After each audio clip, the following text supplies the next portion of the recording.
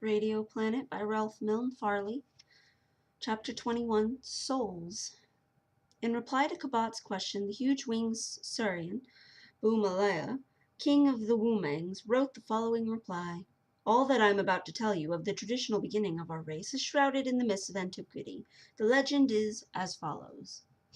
Many hundreds of years ago, this fertile continent was inhabited by warning beasts of every conceivable size and form, and they were but brute creatures, for they had no souls. Souls existed, it is true, but inasmuch as they inhabited no bodies, they had no learning, experience, or background, they were but little use to themselves, each other, or the planet.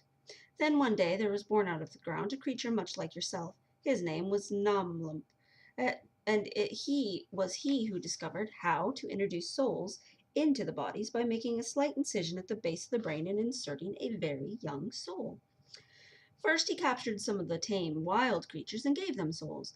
With their aid he captured others that were more fierce, and so on until there was hardly a beast left soulless on this continent. Thus did he make of one race all creatures of Poros to dwell together on the face of this continent. This industry we have always kept up to this day. It is reported, however, that Nalub himself had no soul. There was no scar at the back of his head, and no soul issued from his body after death. Others he gave soul to, himself he could not. This is the general belief. All this was clear as mud to Miles Gabat. He could not make head or tail of it. Boomalea appeared to be talking in riddles or allegories. Nevertheless, Miles determined to try to make a beginning somewhere in order to understand what this mass of verbiage was all about. So he wrote, "How can you tell? Surely you cannot see souls." "Surely we can," the reptile king replied, "for souls are creatures just as real as we are, and they have an independent existence from the day they hatch until they are inserted in the brain of somebody. From the way you talk, I cannot believe you have any soul." "Of course I have," Miles remonstrated. "Prove it to me," Boomalea replied. "Let me see the back of your head." Miles complied. "No," the winged king continued, "you have no soul. There is no scar." This conversation was irritating in the extreme. It led nowhere. Quiven and Doggo read all the correspondence and were equally perplexed. The huge tetrasaur continued writing. "I can see that you do not believe me," he wrote. "This is not to be wondered at, since you yourself are soulless, though I cannot understand how a beast like you, without a soul, can be as intelligent as you seem to be. Come to our temple, and I will show you the souls." So saying, Boomalea, accompanied by Queekle, the Mookie the serpent, led Kabat and his two companions out of the buildings and through the streets of the city to another edifice which they entered. What a travesty on the lost religion of Cupia! Within the temple there moved about a score or more of assorted beasts, pterodactyls, reptiles, huge insects, furry creatures, and so forth, bearing absolutely no resemblance to each other except the fact that each and every one of them wore a long robe emblazoned with the crimson triangle and swastika emblem of a true religion of Poros.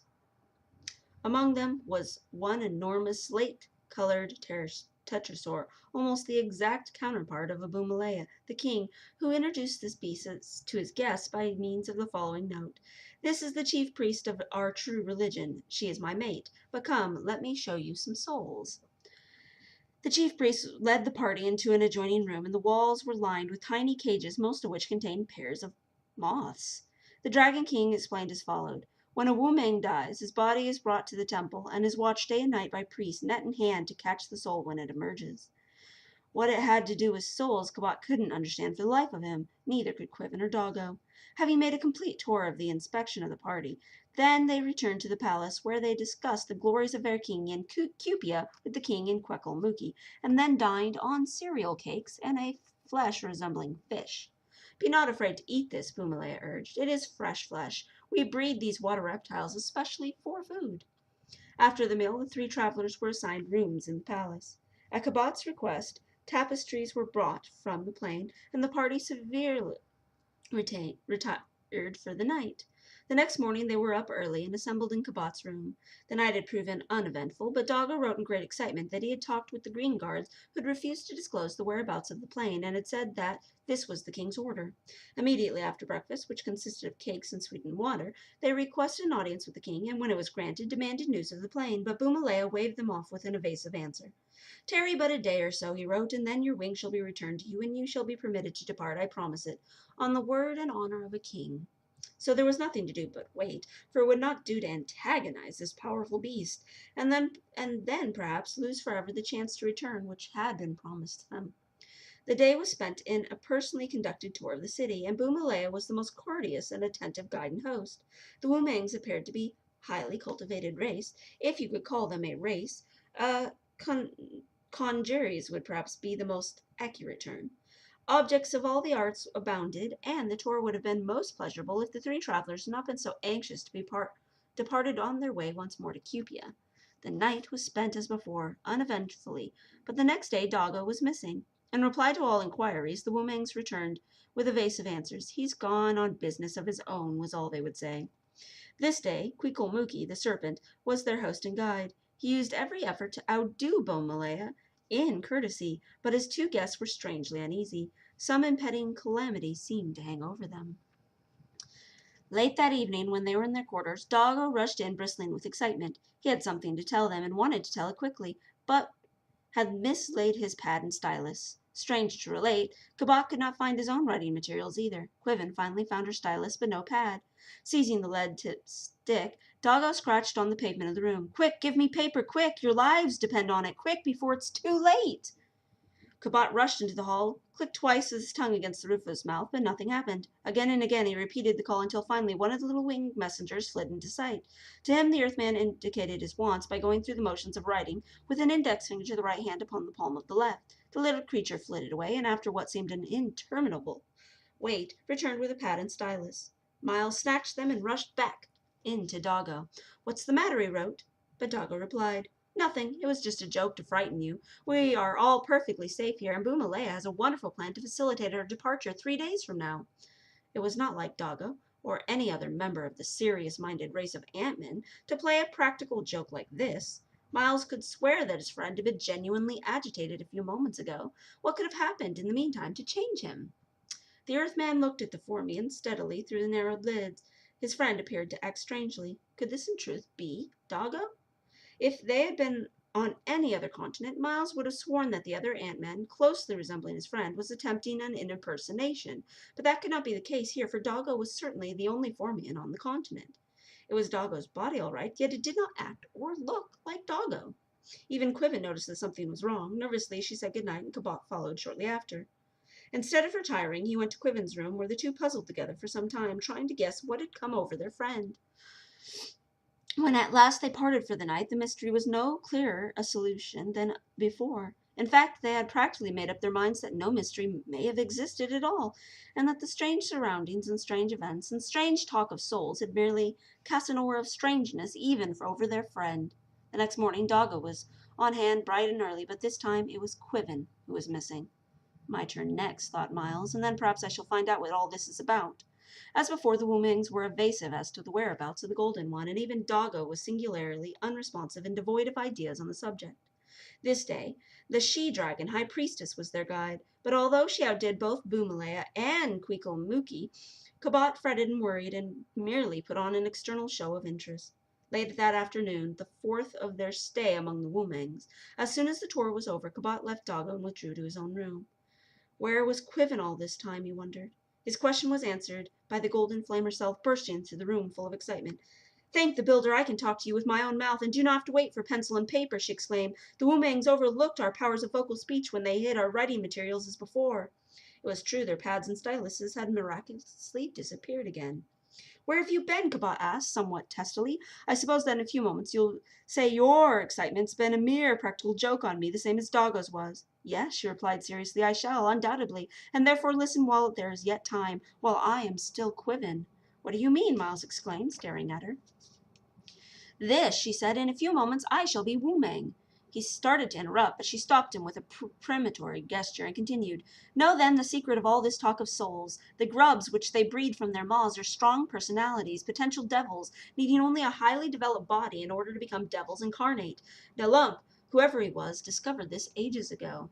By a single operation, the Wu-Mings can insert one of these larvae at the base of a creature's brain, where in a few hours the personality of the larva overcomes the proper personality of the creature, and henceforth rules the creature until the creature dies. The larva then flutters free, a moth, to procreate other devil souls for this nefarious usage. Yesterday, the fiends operated on Doggo. For the first time, his own soul and his brain maggots struggled for supremacy, while his own personality remained ascendant, and yet the imbibed sufficient knowledge to understand the situation. He tried to warn us of the danger. Would that he had been in time! But when the pad of paper had arrived, dear old Doggo was dead. His body had become a Wu-Mang, dominated by one of their moth-grubs, souls as they call them. This afternoon they operated on me. Miles shuddered, but Quiven went reluctantly on. Two personalities are now contending within me for mastery. There can be but one outcome. Quiven must die, and her brain and body must become a vehicle for the thoughts and schemes of an alien mind. My will is strong. At present it is in control, but any moment now it may snap. So I adjure you, by the Great Builder and your loved ones, refuse stonily and absolutely to listen to any denial my mouth may give you. Now, while there is yet time, I must tell you their plans. Bumalea sighs for more worlds to conquer. He is captivated by the tales of your country. Tomorrow he will operate on you, and then, with the bodies of you and Doggo and I are all Wu-Mangs, and yet retain certain amounts of our own knowledge and skill, he plans to send us on to Cupia with a plane load of moss to operate on the countrymen and build up a second empire of Wu-Mangs there. Miles gasped at the dastardliness of this plan, a plan which might yet succeed, for even as he escaped, Doggo's body might still carry the plan to execution. Where is the plane? He asked. Yes, Quiven sadly replied. I must lead you to the plane while I am yet me. Come quickly. But can we leave Doggo? Yes, she replied. Not only must you leave Doggo, but you must leave me, too. For Doggo is no longer Doggo, and I shall not be Quiven in a few minutes from now, for I feel the Wu-Mang soul struggling for ascendancy within me even now. Come. Quickly she led him out of the room and down several hallways to a courtyard of the palace, where stood the plane guarded by a green dragon. This beast interposed no objection to their approach. Quiven smiled wanly. He will not stop you, she said, for already they regard me as one of them and count me to inveigle you. And now, Miles, goodbye. I feel myself slipping. In a minute or two your Quiven will be no more. Whether my own soul will then go to a happy land, as though I had normally died, or whether it will simply be blotted out, I do not know. But one thing I do know is that I love you with all my heart. She flung her arms around his neck and kissed him. Then suddenly she cried, I've won! I've made you love me! It was all a scheme cooked up by Doggo and myself to trap you out of your complacency and force you to admit your love. The story of the moth grubs' souls is a lie, woven out of a weird philosophizing of Bumalea. From now on, I know that you must love me. From now on, I'm confident that I can compete with that Lilla of yours. He stood aghast. Could this be so? He was half inclined to believe. Then he remembered her words. Refuse stonily and absolutely to listen to any denial which my mouth may give you. Also he reflected that Doggo certainly would never have been a party to a trick that could betray Lilla. So he thrust the golden maid to one side and strode aboard the plane. But she rushed after him and clung to him, wailing piteously, Miles, Miles, surely you aren't going to desert us just because of a trick we played on you. Surely you don't intend to leave us here to the mercy of such terrible beasts. He did not know what to believe. There was a possibility her story about the souls was the truth. If so, the safety of the whole continent of Cupia was at stake. And yet, if not, what an awful country to leave her and Doggo in. He vaulted into the plane and then stood irresolute at the levers. He looked intently at the golden maid, who clung to the side of the car. There was something strange about her face, something clearly un-Quiven. And yet, as he gazed, he became certain that it might be Quiven after all. And he was right. Miles, she shouted, letting go of the plane. Quick! By the grace of the Builder, by my own spirit, it is again in ascendancy for this instant. The story I told you is true. Flee before it's too late. Then suddenly she changed again and shouted at the guardian pterosaur. Quick! Just stop him! Her expression altered as she spoke, but Miles slammed the power, and the machine rose quickly, leaving behind a frantic golden form of little Quiven. After him trailed a swarm of winged creatures of all sorts, but his fast airship soon outdistanced them as it sped due west toward the sky that had already begun to turn pink with the unseen setting sun.